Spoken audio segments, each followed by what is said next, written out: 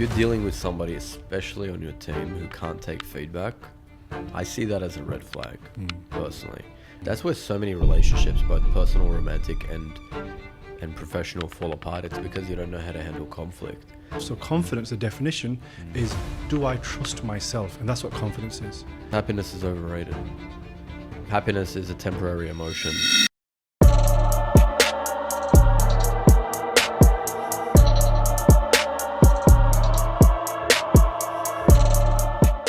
Welcome to the Lead to Win podcast. Today, I've got an amazing guest with me.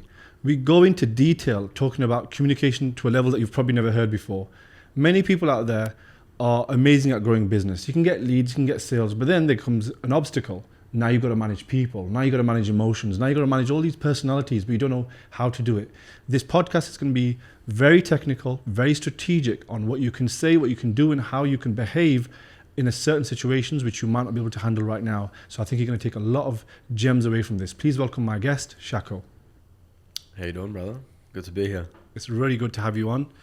I followed your Instagram for the last few months, and I messaged you back in December, and I said to you, hey, I'd love to do a podcast. We weren't able to find the time. There was a bit of an issue with timing because I was only there for a few days. I'm really glad to have you on. And I've been following your Instagram, and I've learned from your Instagram myself. And the things I've learned recently is, if someone is rude to you, how do you handle it? If someone is creating putting you in an awkward situation, how do you speak to them? And the way you're able to frame things and the way you're able to sit within your silence, I find a real strength. And I want to be able to allow people who listen to this podcast, which are high-level leaders and people who aspire to be better leaders, on how they can communicate better. I want to make this a tactical learning environment for them, so they can take away and walk away from this as if they've learned better. Why is communication important, and what is the deficiency that leaders have with communication? Communication is important because we're constantly doing it. Whether we're ordering a coffee or having a podcast, whether you're speaking to your children or your spouse or your staff or your CEO, you're always communicating. So it's not just important, it's an essential part of the human experience. Everything is communication. Not only a conversation like this where we can go back and forth, but how you communicate to yourself, that is communication. That's a big part of what we talk about in Diamond IR program, actually, which is not just here's how to handle rejection or here's how to handle an awkward situation, but rather, all right, guys, so when you do go to the networking event or when you do go into the meeting, how are you communicating to yourself? So every little thing that you do in life is always going to be communicating one thing or another. And the way that I see it, just like with your body, it's a given to look after your body, right? To go to the gym, it's a given to eat healthy and to train your body and make sure that you get good sleep. These are obvious, indisputable arguments because we're constantly using our body. Same thing with communication. And I learned that in my late teens, I would say. Late teens to early 20s, where I realized that communication is everything. And why isn't everybody obsessing over improving their communication skills? There was a very, very select few people, my coaches, for example, inspirations growing up. But when I would look at the market online, the entrepreneurial market, the business person, even the personal development market, if you look at the personal development industry, for example, there are so many books on making money, on business, on confidence, which is fantastic, on spirituality. But if you take the amount of books on direct communication skills relative to the rest of the genre, it's tiny. Lately, it's grown more and more because of social media, thankfully. But earlier in the days, there weren't that many books apart from the 40 Laws of Power, apart from How to Win Friends and Influence People. And I just thought that was crazy because, as I said, we're constantly communicating. That's amazing. You know, you mentioned the word confidence. And I don't know if you know the word confidence, where it comes from. It comes from the word to confined. And to confined comes from Latin wording, which is to trust yourself. So if you're confined in something, is to trust yourself. So confidence, the definition is, do I trust myself? And that's what confidence is. And a lot of the times with leadership and communicating, I find people struggle with not knowing how to communicate and not trusting themselves or having confidence in how to communicate. So how can someone be more confident communicating? You nailed it, because true confidence is self-trust, with a few other things, self-acceptance, for example, self-responsibility. But how you can determine whether or not somebody's truly confident is how much do they trust themselves. And one way that you can become more confident by building that muscle of self-trust is by, this is my favorite way to do it, it's by setting big, you'll love this actually, it's setting big goals and big targets and just going after it and realizing that you can actually achieve them. For example, I would challenge myself to start 5 conversations with 5 strangers. Scary for me at the time when I had social anxiety, but after I did it, just because I had the conversations, I trusted myself more. And I realized afterwards, I actually could hold a conversation with people. So you're proving to yourself that you're capable. You're proving to yourself that you do have what it takes. Another example is deciding to start a business and quit my job. Big goal. I did it. Builds even more self-trust. Traveling to a foreign country by yourself, solo traveling. That's a really, really good example. If anybody listening has the means to do that, and you can find the means, by the way, it's not that expensive to travel. It's nowhere near as expensive as people make it out to be, especially if you go to a simple country and stay at, not simple country, but more of a cheaper country and stay at hostels, for example. It can be ridiculously cheap. But when you do that, as scary as it is, you'll realize after even the first week that, I'm capable. And you're building that self-trust. In real life scenarios, it might look like speaking up in a meeting or speaking a little bit louder than you normally do. So putting yourself in those situations where you're attacking goals relentlessly and just pushing your boundaries as much as possible, pushing your limits, I believe that is what builds self-confidence over time. That's so good. And this podcast is all around leadership. And I want to be vulnerable and show something that I've struggled with leadership, so you can maybe coach me on it in terms of communication. Recently, I found myself giving feedback to a staff member, and I couldn't work out. I wanted to be assertive and I wanted to say, this is wrong. But the person, I could tell, was also going to get highly up, like they were going to get sad if I was to push the way I wanted to. Yep.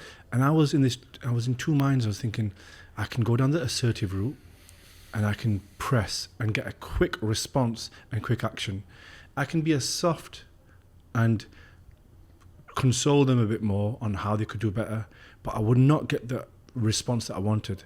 How could I communicate better in times where I'm trying to be emotionally aware of others' feelings, but I need results quickly? That is such a great question, man. And I actually recently went through this myself yesterday. Actually, this literally happened yesterday with a staff member who has been going through some things in their personal life and they haven't been performing. And I knew if I got on that call, which was a performance review, if I got on that call and I just gave them straight, assertive, direct feedback, they probably would have started crying, to be honest, or they would have been upset. And if I went down the route of being too soft and empathetic to the point where they don't realize that there are boundaries and limitations within the professional relationship, then, as you said, I'm not going to get the response that I want, nor the results from that person. So here's the way that I handled it. It's by being assertively empathetic. Mm-hmm. That's how I approach it, which is, for example, I might say, Usman, I notice, I just wanted to check in, how's everything going with you? And you tell me, yeah, good. And I give you that space and I'm like, what's on your mind? I notice there's been a shift in your energy. Because usually if you need to pull somebody up to give them feedback, there's probably something going on, right? So you might say to me, I don't know, the leads have been a bit horrible, or I don't feel as motivated, or I'm frustrated with this thing. And I listen to and I seek to understand before trying to be understood, from Stephen Covey. And you might express all these things to me and I'll say, okay, yeah, that's interesting. I can see that. I totally understand. I reflect back to you what you've said. That's active listening. Then I'll say, well, look, I see all the effort that you're putting in this area, and you mentioned something specific, and I really appreciate that. And I thought, you know what, it would be a good opportunity to have a performance, use this week as a performance checkpoint, because we're not getting the results that we expected. And I think that's for this, and this reason. And I take responsibility for these ones, but I believe you're responsible for these ones as well. So moving forward, here's what we're going to do. This is our goal. This is what I expect from you moving forward.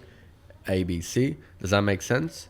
Yes, it makes sense. All right, amazing. Is there anything I can do to support you in achieving those goals by the end of the week? No? So good. Yeah. All right, amazing. If there isn't, cool. We'll check in again on Friday. And on Friday, if you check in and they still haven't done it, then at that point, you are 100% within your right to be much more direct as well. I think that's pretty direct, but it's also emotionally intelligent. And on Friday, you can say, all right, Usman, how did you go? Amazing. Or unfortunately, you didn't hit the goals that were expected. So we are going to have to reconsider if this is a good fit, because I want to make sure that you're in a position that you're actually enjoying your job and you're performing well at your job as well. In fact, that's what I said on Monday. That's really good. I love that you said that. I'm going to touch on emotional intelligence in a second. How I approached it, like I've managed hundreds of people as well. And I think you're very good at communication because you not only actively practice it and teach it, but you also look at the theory and you research it. So there's one thing which is a good communicator, but you can teach it because you understand the theory and the mechanisms behind it. What I did in this scenario was, I said to the staff member, I wanted to turn the tables on me. Instead of me feeling that way, I changed the emotion. So I said, I feel like if I go really hard on you, first I said, how are you doing? How is everything? I said, I want to be really assertive and I know I'll get a quick response. But then I also feel like I need to be nicer to you because I feel like I'm going to be too hard. That allowed the person to ask for permission and say, no, go as hard as you like. Then I went, but if I do that, it could come across as though I'm being just harsh and I don't want to be just harsh. And then the person said, no, I'm not going to see it that way. So I got them to tell me to open the door to be as harsh as I wanted. That's pretty good. So that's how I did it. That's really good. And then are you sure? Because I'm now going to be super direct with you. And my goal is to go as hard as I can, but it's not to offend you. Are we in a safe place where I'm not going to offend you? And I knew now someone can still get offended. So then I gave the direct feedback. And then I let it settle. And then I let the space go. And then it was just silent. And he went, yeah, you're right.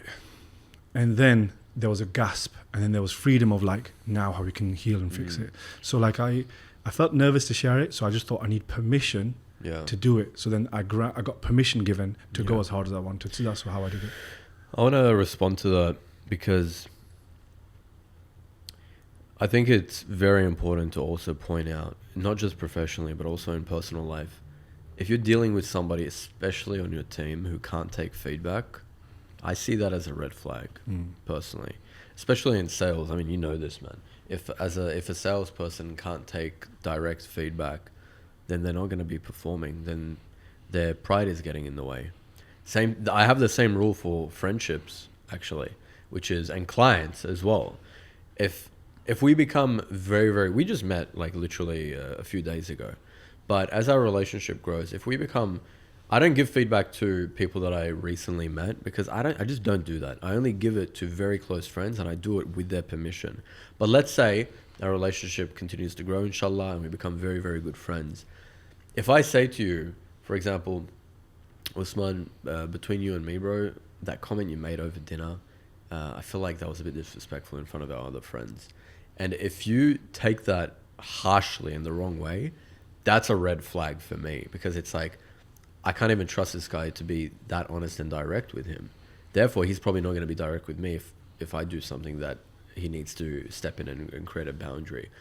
I apply that rule for my friends, my close friends, even for my family. And literally everybody that's close to me and important to me, that's the rule that I have. And if they prove that they can't take the feedback, then I know to avoid this type of person because that's a very, very sensitive type of individual. Good. In team building, there's a system which is trust comes before conflict.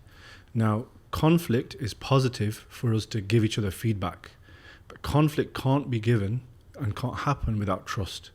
That's and true. when you have trust within your team, then you can have conflict. And a team with conflict gets results. Results can't happen without conflict. And it's like a pyramid. Then you also have accountability in this pyramid.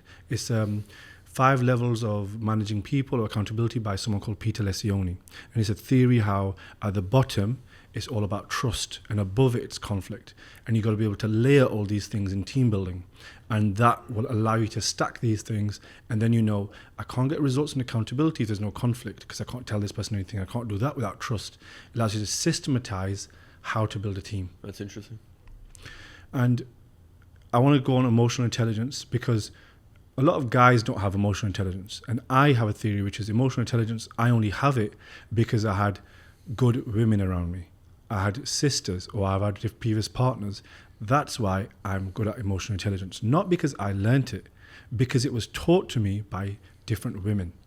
What's your idea of emotional intelligence? I know we know what it means, which is obviously like how the person feels. You are recognizing different emotions from the other person. But like, how have you learned emotional intelligence? Was it differently to how I explain it, or was it similar? It's funny you say that, because I would say I learnt most of my knowledge and gained my experience of emotional intelligence from women as well. Because as a man, and I think it's the same in reverse as well for women, but as a man, when you're dealing with women, you're dealing with somebody who's very in tune with their emotions. They're much more sensitive to emotions than we are. And therefore they reflect back to us a lot of our insecurities, a lot of our deep desires and fears. And when you're open and vulnerable with a woman in an intimate relationship, what happens is you don't have a choice but to be exposed to those parts of yourself that maybe you've been suppressing for years. I find that even with my wife, sometimes if I get really upset or emotionally reactive, and I think it's because something she did, she's just reflecting any residue of trauma that might be left behind from the past and things like this. So I'm absolutely in agreement with you that women are one of the greatest teachers of emotional intelligence indirectly. They don't directly teach us. There's that, and also just understanding self-awareness. I think a superpower for personal development is absolutely self-awareness. Whether you want to improve your business, your career, your relationships, your sales, when you have self-awareness, you know exactly what triggers you, you know exactly what doesn't trigger you, and you're aware of it. Just this morning, literally before this podcast, which is why I was a few minutes late, I was on a client call, and he said to me last week on a mastermind call in front of a group, I called him out on something. I'll just say, brother, I've noticed that you've been very quiet on the calls and you haven't even booked a private session with us. So put in some effort. He booked a call with me for today. And on the call, he said, Shako, I have to tell you, I got triggered when you said that. And I felt a little bit upset, but I knew you were right. And I noticed that I was triggered and I knew you were right. So I booked a call with you and I want you to give me even more feedback and more accountability. So you're so impressive. You know how to push someone to the point where like they know it's uncomfortable, but they need it. Is that the basis of your program? Is that what you're teaching people? Is that how? Absolutely, brother. As a coach, and I'm sure you'd agree with this, our job isn't to tell people what they want to hear. It's to tell people what they need to hear. And I make that very, very clear in our mastermind calls, in our coaching calls. I tell them, if anything is shared here, it's shared with good intention. You are welcome to reject it. You should think for yourself. But if you're given feedback, it's not done with insidious intentions. It's done with good, positive intentions. So giving people direct feedback like that and challenging them is an essential part of coaching. The most transformative coaching experiences I've had as a student have been when my mentors have challenged a belief that I had. That's so good. Yeah. And a lot of these people who are working with you, you said some of them are making tens of millions, and they have are they working with you because they have a deficiency in communication, or they want to become better communicators because they're so aware that they don't have good communication, or is it both? Yeah, that's such a good question, man. So you can't make a multi-million-dollar business if you're not a good communicator. I think we can both agree on that. How many multi-millionaires do you meet that are genuinely horrible communicators? Rarely. That never happens. So my ideal clients, because they're executives, CEOs, and founders of the entrepreneurs, basically, a lot of them are already pretty confident, like yourself. They're intelligent, competent, and successful. So they are good communicators. But I don't teach people to go from being bad to good. I teach people to go from good to great. So they want to be master communicators. They want to understand the nuances of social dynamics, understand social intelligence to the point where they can read a room within 1 second, where they can read somebody's body language and understand exactly how they're feeling. So it's getting them to that level where it's way more advanced than the average human being. And a big part of that is, I mean, I haven't really shared this much on a podcast previously, but a lot of energy work. Actually, what I mean by that is energy management in an interaction, learning how to switch it on, for example, learning how to switch on an extroverted side or a more reserved side or a more assertive, grounded side, which is something that I can teach them how to do just by clicking their fingers like this, almost like hypnotizing yourself into doing it. So a lot of them are pretty confident and good communicators, to answer your question, but we just get them to that next level. It's funny that you say hypnosis. When I first came across your Instagram, you did the mind eye. What do you say? You have a catchphrase. The chakra from mind's eye status. And I was like, what is this? And I listened, it was communication. I was like, is this hypnosis? What are you teaching? And I remember then listening to your posts. And what I think is the level of communication is that you say the same thing in every post, which means you're communicating like the same thing. It's like people are recognizing you for certain things. They start to remember it. And then what happens is now when I watch your posts, as you say that, my mind is saying it with you. It's really strange what happens. You start to repeat the words the other person's saying in your mind because you're just used to that person saying it. It started off as an accident, and I just ran with it because it felt good and it made sense. I think it makes you memorable and like allows people to think. This. Let me tell you something funny about that. Yeah. Sorry to interrupt, man. No, it's great. I think I want your thoughts on this. I had somebody. I'm not going to name them, obviously, but I had somebody message me and say, Shako, why do you do that? No, he didn't even say, why do you do it? He said, you should stop doing that. Oh, I love a brother who does that, criticizing you. He says you should stop doing that. And I said, why? And he said, because it looks immature and it takes away from your brand. I didn't ask this guy for advice. It's so funny how some people are just so entitled where they feel like they can give feedback like that without asking for permission first. And especially people that criticize the most are usually people who aren't doing what you're doing as well. How do you handle criticism? I reject it if it doesn't come from somebody that I respect in whatever field they're giving me feedback on. For example, if you give me criticism on my sales process, I'll absolutely listen to you. But if you're a stranger that I met and you start criticizing my sales and you're not a sales expert, I just tell them, I might just nod and listen and then leave the conversation as soon as I can. Some of my theories are a bit wild, so I'm going to share one of them with you. Go ahead. Did you have anyone when you were young that took the piss out of you, that was trash talking you as a friend, openly in front of other men? So much. Okay. That's what's missing, because when I was young, I was naive and fragile because I was weak and I didn't, weak mind, weak body and all these things. I didn't really do PE, I didn't really bring my kit.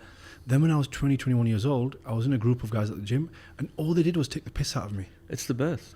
But then that conditioned me and eventually it used to upset me. I remember going home thinking, yeah, me too. They're taking the piss out of me. Yeah. And then one day I gave it back and then he gave it back. Yeah. And I think people don't take the piss at each other anymore. I completely agree, man. I know if I'm going to be really good friends with somebody pretty early on because I'll poke a little bit of fun at them.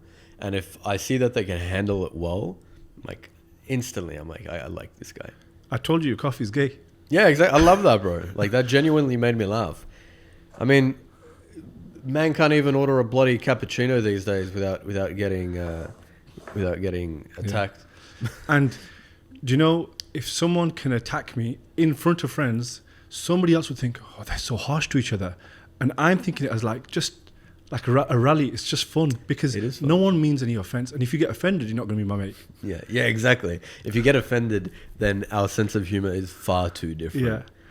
How do you help this generation of younger people and younger executives? Because your customer and the people who need your help is actually getting older. The people who are going to be working with you 5 years from now aren't the same people right now. That's a good point. Never thought So about you that. have an aging customer base, and the 25-year-old now that's going to be executive in 5 years, their pain points and problems are going to be different to the ones now because society is conditioning the younger people in different ways.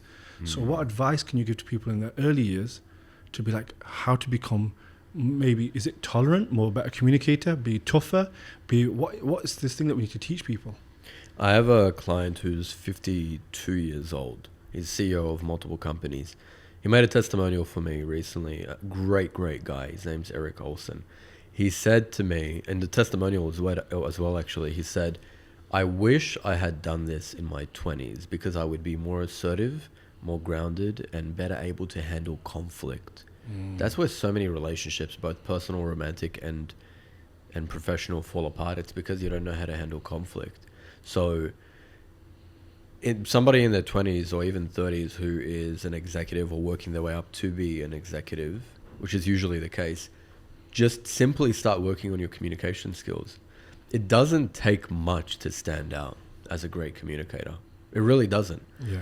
If you go into the office and you have better body language than everybody, you dress better than everybody, you have great vocal projection, instantly you're going to stand out. If person A and person B have the same skill set, the same experience, the same degree, but person A has better body language than person B, person A is going to get the promotion. So good. Always. And I agree with you. And you know, when I look at our customers, these are all business owners between 1 and 10 million. A lot of the times we get young marketers that are great at generating leads, but now they've inherited a team. Remember, in marketing, one person can generate 1,000 leads, but you need a whole different set of skills to close them. Because if one marketer can go on Ads Manager and click some buttons, and obviously they have a skill, but they've generated 10,000 leads, you now need the ability to hire, lead, manage, all these other skills that you don't have. And I can think of our customers that would need support from you on communication, and this is something that I might speak to you later.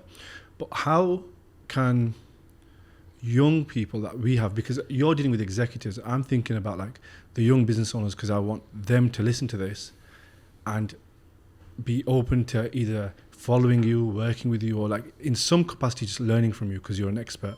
How can we encourage these younger people to become better communicators when they don't even know what the problem is? I think with young people, they really need to humble themselves a whole lot more.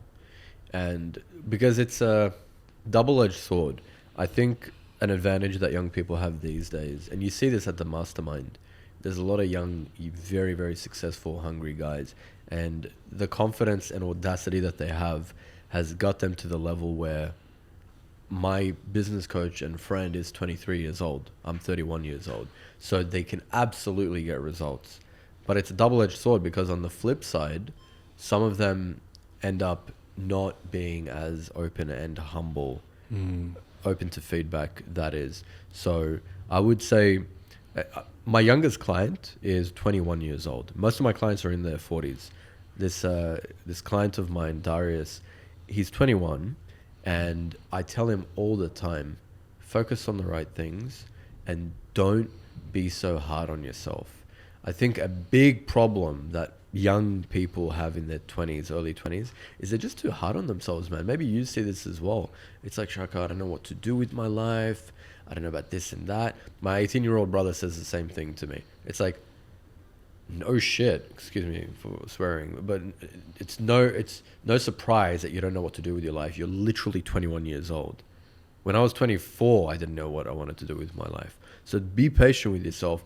Don't be so hard on yourself, but prioritize personal development and experiences. The more experience you stack in your 20s, the more well-rounded you're going to be by the time you're in your 30s. That's so good. I want to circle back to something that you said earlier on, which is about energy. And I didn't fully understand it. I want to understand it better. What do you mean by energy? Because I find words like energy, hard to understand sometimes. They are. Can you I think it's intentionally hard to understand. So with energy, again, it's not something I speak about much on podcasts because of how nuanced it is. But it's essentially, so our first module that every client goes through is called presence and energy. Presence being how present to the moment are you? Are you thinking about what you're going to do tonight? Or are you thinking about something else? Or are you present here to the moment, giving the person that you're with your full attention? That's presence. Energy, to put it in very simple terms, is your emotional state. Energy is your emotional state. How do you feel sitting here having this conversation? How do you feel going into the networking event? How do you feel going into a mastermind? So how you feel energetically with your emotions. The reason why that's so important is because it's going to impact the energy of the interaction. It's going to impact the energy of the room. If I'm feeling calm and grounded and grateful and curious, when I meet you, you're going to have that. You're going to have that feeling. You have great energy because you have a genuinely curious energy, which is missing. And I think that's why you've grown so rapidly with your name getting out there more and more. And you're the kind of guy that I believe will blow up on social media. Thank you. Like I truly see that. I'd be surprised if you didn't. And I think a big kudos to you because I see it. I heard about it before we met. And then when I met you, you were very consistent with your actions. With your reputation, it basically preceded you, which is a really good thing. And that curiosity, because would you agree that you're genuinely a curious person? Yeah, I feel like everyone's got something to teach me. Everyone's interesting. Yeah, exactly. That's the vibe that I get from you. And I felt that from you, which instantly makes me like you. It instantly makes everybody like you because that means that you're curious about them and people have egos. You know, if somebody's genuinely curious about you, you're going to be more interested in them as well. I forgot the question, by the way. So I asked you about energy. That's right. But you answered it really well energy, because your energy. You linked it to the energy that I gave you. And that's right. And I love what you said. And do you know, in sales, we have a term called commission breath. Commission breath is when the salesperson needs it so bad, they give the energy that they need it. Yeah. And then we say, you've got commission breath on this call. Yeah. And I see how you word it because I went to the mastermind thinking, I need to go to that room and help people. Because I went there thinking I need to improve my ads, I need to improve this. And then sometimes if I'm thinking about that too much, I don't end up giving. And I realized I need to break out of taking from a room and give. And I have an emotional piggy bank with every person in my mind. And the emotional piggy bank is 3-1. So I do this thing in my mind. It's nothing to do with, oh, he's paid for my meal. Or it's nothing to do with, he's done this for me. It's just me tallying up things in my mind thinking it should always be 3-1. If someone's done one thing for me, I need now to do 3 things for that person. Interesting. Whether that's small, whether that's big. It could be a handshake. It could be giving you a glass of water.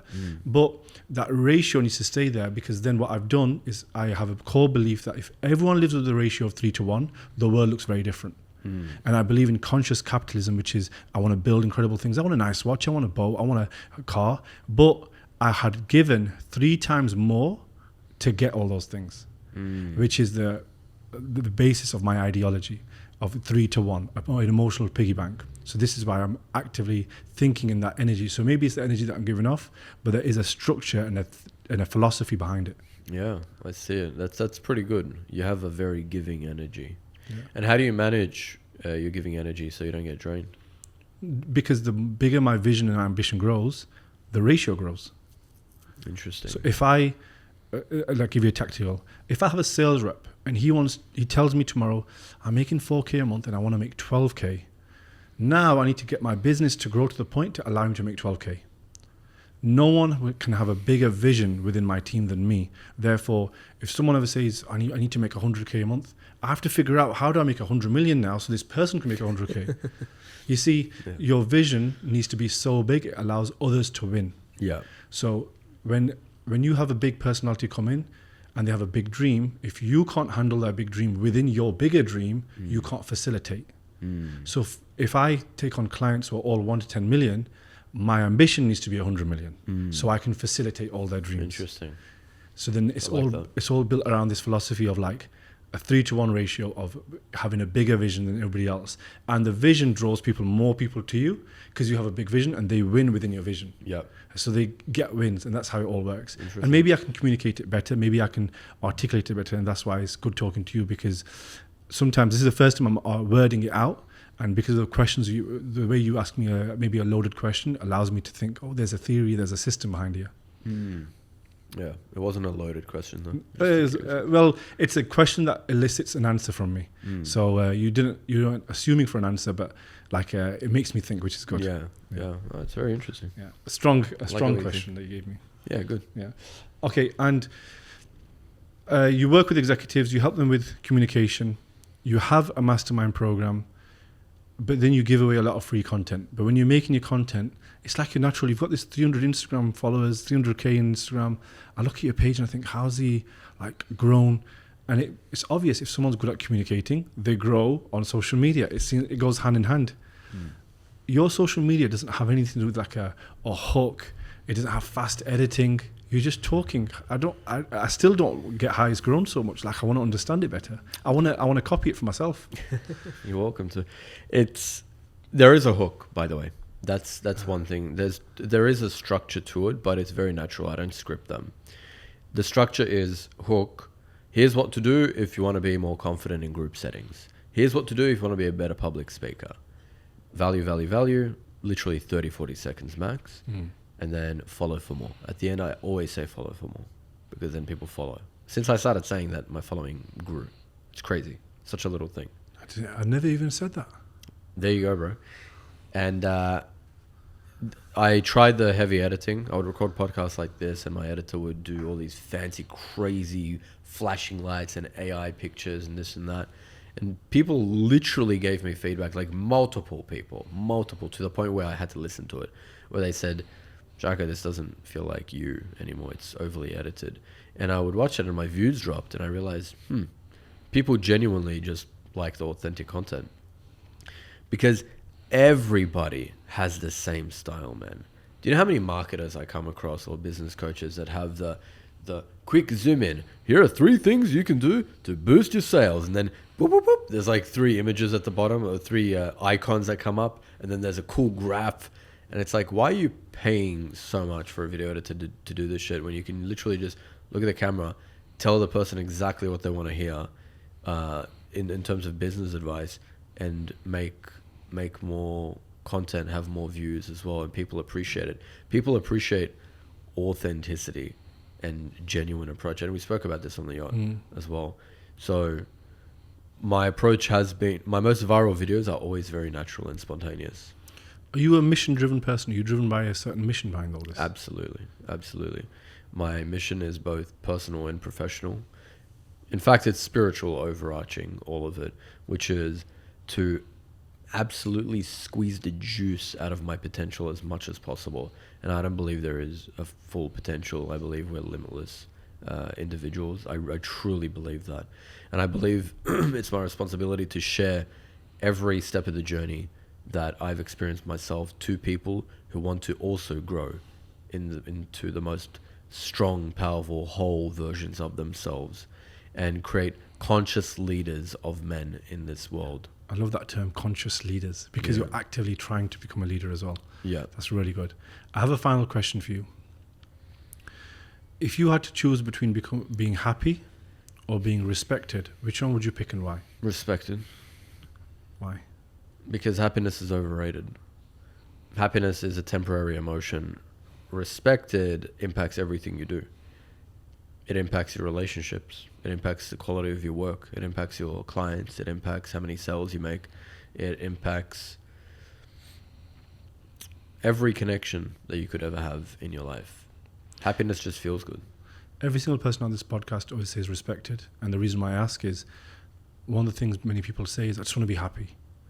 And I feel like happiness leads them down the dark road of chasing dopamine.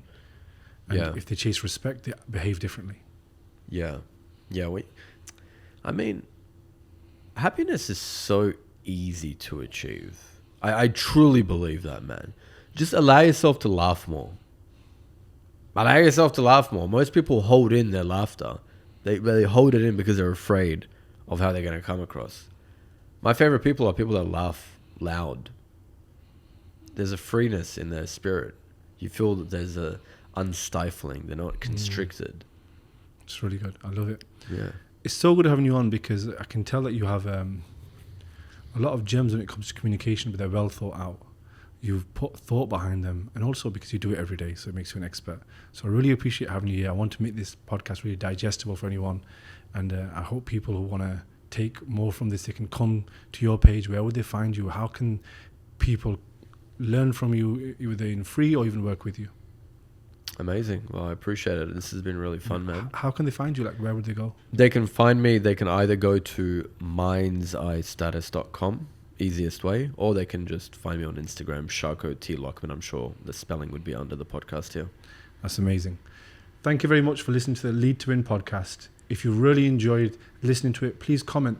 Tell us if you've had a takeaway, if you've had a breakthrough, if you've had a single gem. Put it in the comments below, share with your friends, and tell us how could we make this even better. I'll catch you in the next one.